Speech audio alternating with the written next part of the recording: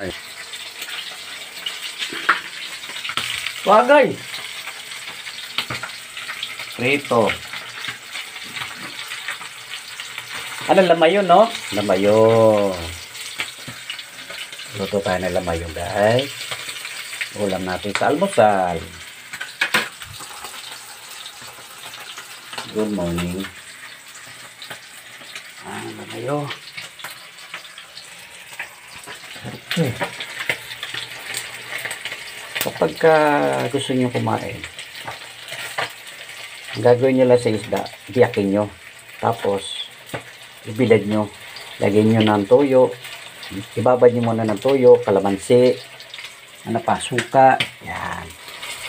Mga ano lang, babad nyo lang ng mga 1 hour, pwede na. After that,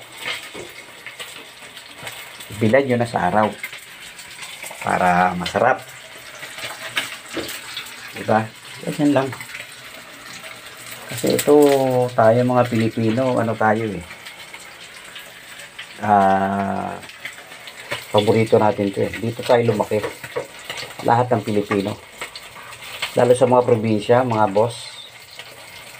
Gustong gusto yung tuyo. Pero ito, lamayo, wala namang asin to eh. Kung gagawa kayo nito, basta yun lang, suka, toyo, ano pa, kalamansi, yan. Huwag nyo lagay asin. O, konting asin, para di masyadong maalat. And then, bilad nyo na sa araw. Yan. Tap. Parang sunog na. Nangangamoy na siya. So, pwede na siguro. Tapos yung isa naman. Sunog na nga.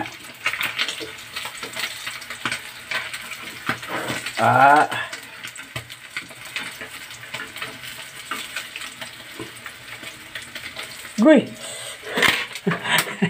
Hindi ko makuha. Hindi ka makuha. Ito.